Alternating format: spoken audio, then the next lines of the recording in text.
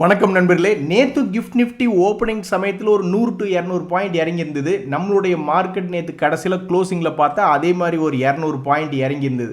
அட கடவுளே, இன்றைக்கி நம்ம போய் பார்க்குறோம் ப்ரீ மார்க்கெட் எப்படி இருக்குது அப்படின்ற மாதிரி கண்டிஷன்ஸ். நம்ம மார்க்கெட் ஓப்பன் பண்ணுறதுக்கு முன்னாடி சில சிக்னல்ஸை பார்க்குறோம். உங்களுக்கு இன்றைக்கி வந்திருக்கிற சீட்டு கும்பா சீட்டுன்ற மாதிரி இன்றைக்கும் ஒரு 205 பாயிண்ட் கிஃப்ட் நிஃப்டி என்பது நெகட்டிவ் சைடு காட்டுது. என்னடா இப்படி 200 பாயிண்ட்டை இறக்குறீங்க, 5 நாளைக்கு இப்படி இறக்குனாவே 1000 பாயிண்ட் போயிடுமேடா அப்படின்ற மாதிரி நம்ம மனசில் தோணுது. ஆனாலும் நம்ம போய் உலக அளவில் குளோபல் மார்க்கெட்ஸில் பார்க்குறோம், ஒன்றும் பெரிய அளவில் வீழ்ச்சி என்பது இல்லை. இப்போ நம்ம போயிட்டு ஆசியன் மார்க்கெட்ஸில் பார்க்குறோம், நிக்கி என்பது 1% இறங்கி ட்ரேட் ஆகிட்டு இருக்கு. சரி, ஓகே, பட் 1% இறக்கம் என்பதெல்லாம் ஒரு சுமாரான வீழ்ச்சி தான்.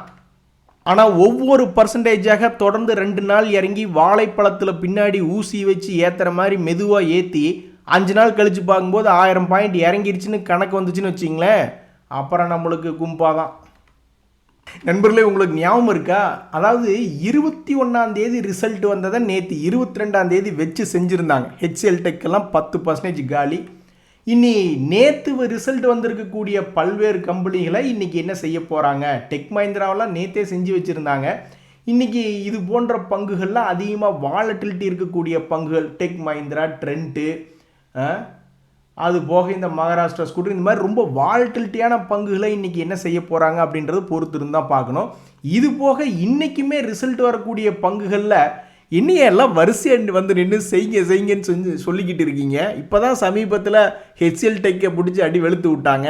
இன்னைக்கு வந்து டெக் மஹிந்திரா என்ன ஆகுதுன்ற பார்க்கணும். மறுபடியும் இன்ஃபோசிஸ்னுடைய ரிசல்ட் இன்னைக்கு. ஸோ இன்றைக்கோ நாளைக்கோ இந்த இன்ஃபோசிஸ்னுடைய விலை நகர்வு எப்படி இருக்கும் என்பது இன்றைக்கி வந்து நிறைய பங்குகள் வாலட்டிலிட்டியான பங்குகளுடைய ரிசல்ட் வருது.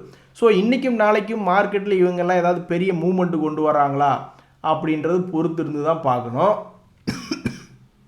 ஸோ ஸ்விங் ட்ரேடிங் பண்ணுறவங்க அடுத்த சில நாட்களுக்கு எது ரொம்ப வால்டிலிட்டியாக இருக்கும் அப்படின்ற பாயிண்ட்டுகளில் இப்படி ரிசல்ட் வரக்கூடிய பங்குகளையும் நோட் பண்ணி வச்சுக்குவாங்க. அதுபோக இந்த எஃப்ஐஎஸ்டிஐஸ் வந்து நண்பர்களே இங்கே பாருங்கள், ஒரு வித்தியாசமான ஒரு நிகழ்வு. எஃப்ஐஸும் நேற்று விற்று வச்சுருக்காங்க, நம்ம டிஐஸும் விற்று வச்சுருக்காங்க. எப்போவுமே இவங்க விற்கும்போது அவங்க வாங்குவாங்க, அவங்க விற்கும்போது இவங்க வாங்குவாங்க. ஸோ இவங்க 2 பேரும் இன்றைக்கி விற்று வச்சுருக்கிறதுனால வேறு ஏதோ ஒரு கேட்டகரி வந்து வாங்கியிருக்கு. அது வந்து நாம் இப்படி நினச்சிக்க வேண்டியதான். ஏதாவது ஒரு ஹெச்என்ஐ கேட்டகரி அல்லது ஏதாவது ப்ரோ ட்ரேடர்ஸ் அப்படின்ற மாதிரி ஏதோ ஒருத்தர் வந்து இந்த செல்லிங் ஷாக்கை அப்சர்வ் பண்ணியிருக்காங்க.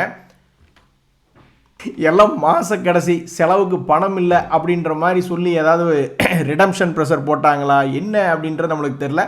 ஆக மொத்தம் டிஐஸும் நேற்று 1048 கோடிக்கு விற்றுருக்காங்க.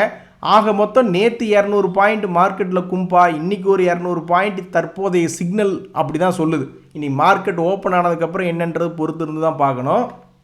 ஆக மொத்தம் வாழைப்பழத்தில் ஊசி ஏற்றுற மாதிரி ஒரு 400 பாயிண்ட் தற்போதைக்கு கும்பா. இதில் என்ன தெரியுங்களா நண்பர்களே வருத்தம்? நேற்று கிஃப்ட் நிஃப்டி ஓப்பனிங்கில் சிக்னல் கொடுத்த மாதிரி 200 பாயிண்ட் பக்கம் நேற்று மார்க்கெட் வந்து வீழ்ச்சி அடைஞ்சு க்ளோஸ் ஆகிருக்கு, இல்லைன்னு நான் சொல்லலை. ஆனால் ஓப்பனிங்கில் கொஞ்சோண்டு தான் இறங்கியிருந்தது. அதுக்கப்புறம் இறங்கிட்டு பிக்கப் ஆனான்ல, அந்த பழைய ஹை வரைக்கும் வந்திருந்தால் நிறைய பேர் என்ன பண்ணியிருப்பாங்க, சரி இவ்வளோ தூரம் ரெக்கவரி ஆகிருக்கா, அதுக்கப்புறம் ஏதாவது ஒரு ஸ்ட்ராட்டஜி யூஸ் பண்ணலாம், செல்லிங்கோ அல்லது பிரேக் அவுட் ஆச்சுன்னா ஏதாவது ஒரு பொசிஷன் எடுத்திருப்பாங்க. ஆனால் நேற்று மார்க்கெட் எந்த விதமான சப்போர்ட்டும் பண்ணாமல் அவன் பாட்டு கீழே போயிட்டான். ஸோ நேற்று சப்போர்ட் பண்ண ஒரே ஒரு ஸ்ட்ராட்டஜி ஸ்விங் ட்ரேடர்ஸ்க்கு இந்த 5 மினிட்ஸ் கேண்டிலுக்கு கீழே பிரேக் அவுட் ஆனவன் மறுபடியும் மேலே வந்து அந்த ஸ்டாப் லாஸ் எல்லாம் ஹிட் பண்ணல மேலே. அது ஒன்று தான் நேற்று அந்த ஸ்விங் ட்ரேடர்ஸ்க்கு செய்யப்பட்டிருக்கக்கூடிய ஒரு உதவி. நேற்று சில ஸ்விங் ட்ரேடர்ஸுக்கு வந்து சில பங்குகள் உதவிகரமாக தான் இருந்திருக்கு. ஒரு உதாரணத்துக்கு இந்த கோல் இண்டியா அப்படின்ற பங்கு ஒரு 5 மினிட்ஸ் ஓப்பன் கேண்டலுக்கு மேலே போனவ கொஞ்சம் தூரம் மேலே போயிட்டு தான் அதுக்கப்புறம் கீழே விழுந்தான்.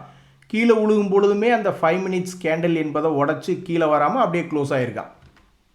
அதே மாதிரி தான் இன்னும் சில பங்குகள், ஒரு உதாரணத்துக்கு இந்த எம்எஃப்எஸ்எல் அப்படின்ற பங்கு என்ன பண்ணியிருந்தான்னா நேற்று அதே மாதிரி ஒரு குறிப்பிட்ட 5 மினிட்ஸ் கேண்டில் அப்படின்றது கீழே வந்து பிரேக் ஆனவன் அப்படியே கீழேயே வந்துட்டு அப்புறம் மறுபடியும் அந்த இடத்துல வந்து க்ளோஸ் ஆகிருக்கான்.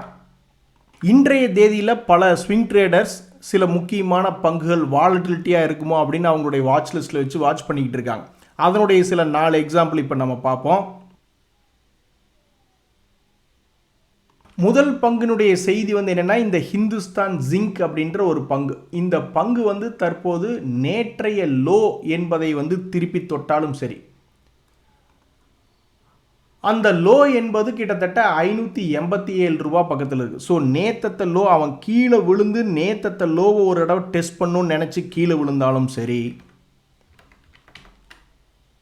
அல்லது பிரேக் அவுட் ஆகலாம், நேற்றைய ஹையை கட் பண்ணி இதுக்கு முன்னாடி இருந்த ஹையை கட் பண்ணி பிரேக் அவுட் ஆகலாம் அப்படின்னு அவன் நினச்சாலும் சரி, அது இன்றைக்கி நினச்சாலும் சரி அல்லது அடுத்த சில தினங்களில் நினச்சாலும் சரி, இன்றைய தேதியில் ரொம்ப முக்கியமான இருக்கக்கூடிய இந்த பங்கு, இந்த ஹிந்துஸ்தான் ஜிங்க் அப்படின்ற பங்கை ஸ்விங் ட்ரேடர்கள் என்ன பண்ணுவாங்கன்னா, ஃபஸ்ட்டு 5 மினிட்ஸ் 9:15 9:20 வரைக்கும் இது எப்படி ஓப்பன் ஆகுது அப்படின்ற அந்த கேண்டிலை பார்த்துக்கிட்டு அந்த கேண்டிலில் ஒரு வாரத்துக்கு கோட்டை இழுத்து விட்ருவாங்க.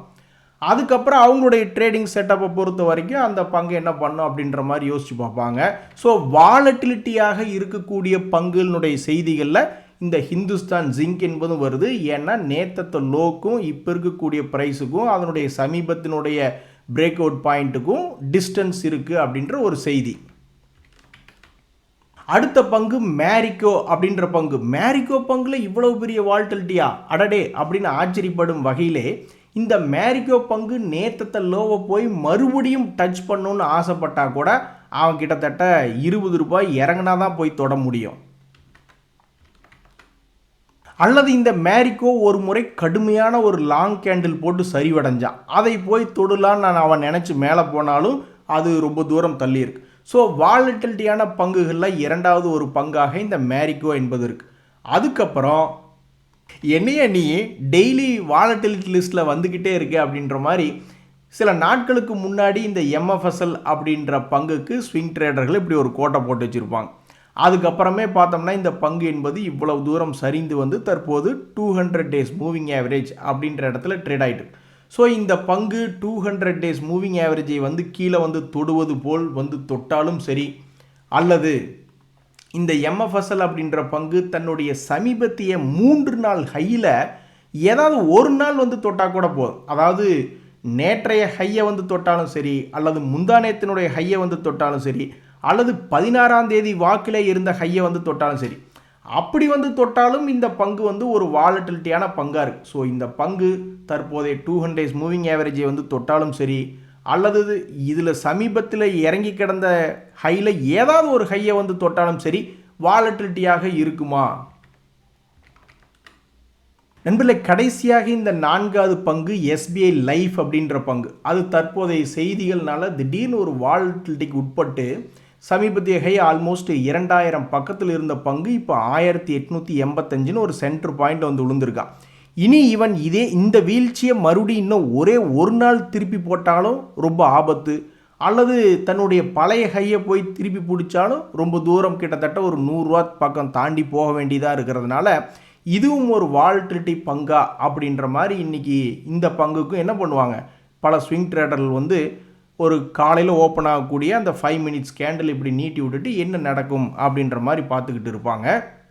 சரி நண்பர்களே, இதுதான் இன்றைக்கி இந்த ப்ரீ மார்க்கெட் ரிப்போர்ட். இன்றைக்கி பார்த்தோம்னா 227 பாயிண்ட் கும்பாவாக இருக்குது. அடா நாராயணா அப்படின்ற கொடுமையான ஒரு சம்பவமாக தான் இருக்குது. இன்றைக்கி நாள் சரியில்லை. சரி, ஓகே, இன்றைய தகவல் உங்களுக்கு உதயம் எனக்கு மகிழ்ச்சி. ரொம்ப நன்றி, வணக்கம்.